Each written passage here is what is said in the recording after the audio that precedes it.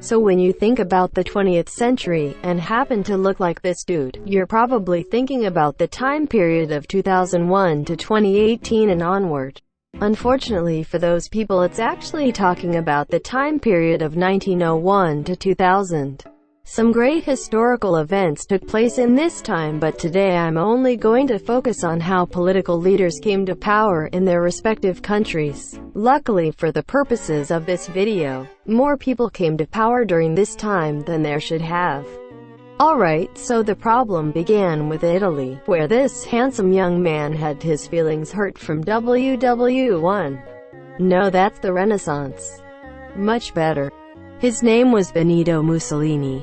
Feeling pretty emotional after 1914 due to getting scammed by the Allies and economically famished due to the war, he spent his time rallying support by the Italian people with a vision to make Italy great again, referring back to the Roman Empire.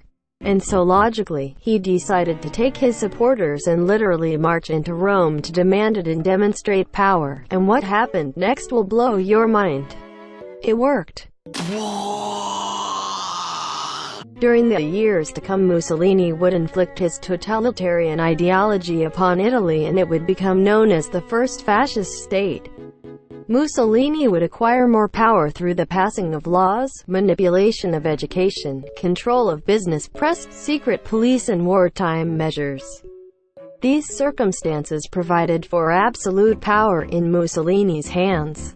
To segue into Germany, a man by the name of Adolf Hitler watched closely to how Mussolini came to power and executed measures upon Germany during the same time period.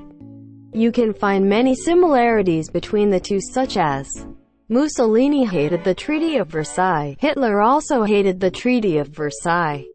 Mussolini had black shirt supporters. Hitler had brown shirt supporters. Mussolini was referred to as the leader, and Hitler was der Führer. They both had secret police, and were both shot to death. However, Hitler's upbringing was a little different. World War I affected Germany heavily both politically and economically, and the place was in utter chaos trying to form a government. So Hitler joins the German Workers' Party and ends up in position of chairman due to his speeches and popularity. He tries to start a coup, but it fails, and he's arrested, inadvertently giving him more population, and widespreads his ideology through Mein Kampf. After a series of elections where Hitler is determined to become chancellor and only chancellor, and Hindenburg, the president, decides to give it to him, Hitler would soon be able to use the burning of the Reichstag as an excuse to blame communism, and Hitler would continue to pass laws and gain votes in elections as a means to gain power. With his dictatorial power, he had any opposition killed until Hindenburg died due to natural causes, and Hitler emerges the position of chancellor and president, giving him absolute power. No, God! No, God, please, no! No! No! No! While Germany and Italy were recuperating after the World War, Russia was not. In fact, it was looking something like this. It was still loading, because it was so behind the rest of the world. Russia's revolution led by Lenin. I said Lenin. The real Lenin. Much better. The revolution led to a detour when he died, and a very determined man named Joseph Stalin was put into power in the Communist Party. Now you see, Stalin was very scared of his neighbors due to how behind Russia was. As he comes into power after 1924, he puts into place the first five-year plan in 1927. This plan brought in production levels that would boost the country's industrialization from 0 to 100 real quick. Although it was really shady and brought the suffering of many Russian people. Meanwhile, Stalin would put his efforts into literally eliminating any opposition that questioned his rule. Oh no! Through secret police, the education system, military and support from his party, Stalin had achieved absolute power in his country, paving the way to becoming a communist superpower amongst the world. Bruh, look at this dude. Wait till you see the... No, no, no, no.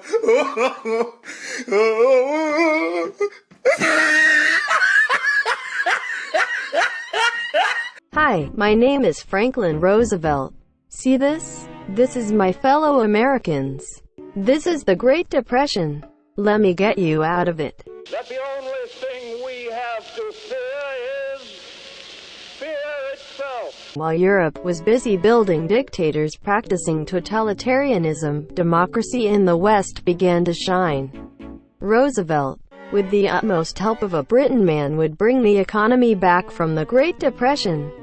His campaign allowed for him to rise into power as he was seen capable of bringing positive change. With positive methods, he came to presidency in 1933. He began with signing a plethora of acts to jumpstart change, and in his first 100 days he allowed for the widespread of jobs and industrialization due to the prime the pump technique that he owes the British for. This would be part of his New Deal that allowed him to stabilize the economy and the unrest in America, while staying isolationist. He also explained his New Deal through fireside chat to provide a peace of mind to the American people, and to put their trust and votes in him. Ironically, it was actually the Second World War that would boost America's economy into the status of superpower amongst the world. At least he did it without being a jackass. Comparing the European countries' 20th century leaders to Americans' 20th century leaders, there is a clear indication as to how a democracy prevents such totalitarian practices. Unlike these two, you cannot just get rid of the opposing political parties. And you can't just ban elections like this guy. And you definitely cannot enable your self-dictatorial powers because it is split amongst parts of government. Ultimately, the political leaders just wanted change, but they went about it in a way that only they could influence it. This ended up creating totalitarianism, despite each leader wanting different things.